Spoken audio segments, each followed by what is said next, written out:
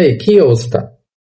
দেখতে দেখতে আমাদের বহুল প্রতীক্ষিত ফিফা ওয়ার্ল্ড কাপের আজকে ফাইনাল ম্যাচ শুরু হবে এবং ফাইনাল খেলবে হচ্ছে স্পেন ভার্সেস আর্জেন্টিনা।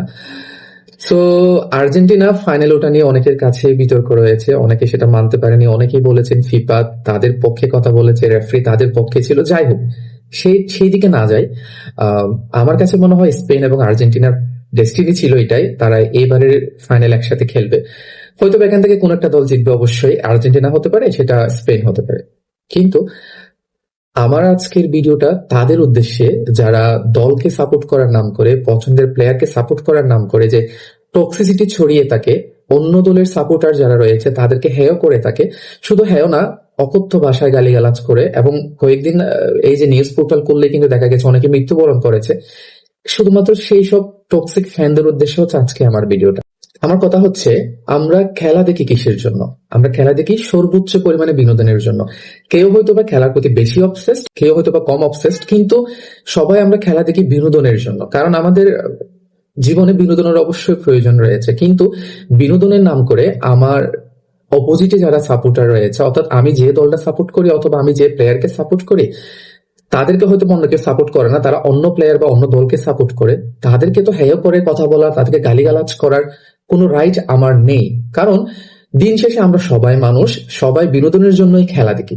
সো এখানে হেয় করা বা টক্সিক ফ্যান হয়ে টক্সিসিটি ছড়ানোর কোনো প্রয়োজন আছে বলে আমার কাছে মনে হয় না। এই জিনিসটা শুধুমাত্র বেশি দেখা যায় আমাদের বাঙালিদের উদ্দেশ্যে। আমাদের বাংলাদেশে এই যে বিশ্বকাপ শুরু হওয়ার পর থেকে প্রতিদিন নিউজের মধ্যে চলে এসেছে, এই দল এই দলকে হেয় করেছে, এই দলের ফ্যান ওই দলের ফ্যানকে অকথ্য ভাষায় গালিগালাজ করেছে, এই টাইপের নিউজ গুলো আসে এখানে। আমার কথা হচ্ছে, কেন ভাই?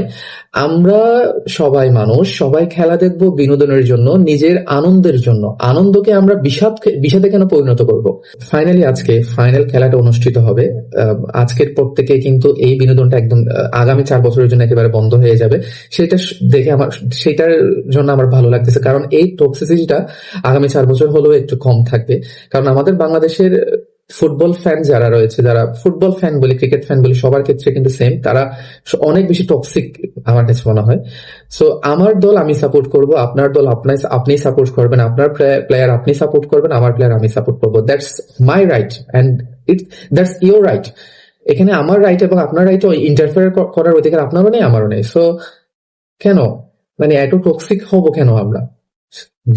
আমরা সবাই একসাথে খেলা দেখবো, কেউ ব্রাজিল সাপোর্ট করি, কেউ স্পেন সাপোর্ট করি, কেউ আর্জেন্টিনা সাপোর্ট করি, and it's totally normal. So আজকে হয়তো বা আর্জেন্টিনা কাপ নিবে অথবা স্পেন কাপ নিবে, যে দলই কাপ নিক না কেন, আজকে যে খেলাটা শেষ হচ্ছে, এটা ভেবেই ভালো লাগতেছে যে টক্সিসিটি একদমই কমে যাবে। সবাই আসুন টক্সিসিটি বাদ দিয়ে আনন্দের জন্য খেলা দেখি। ধন্যবাদ।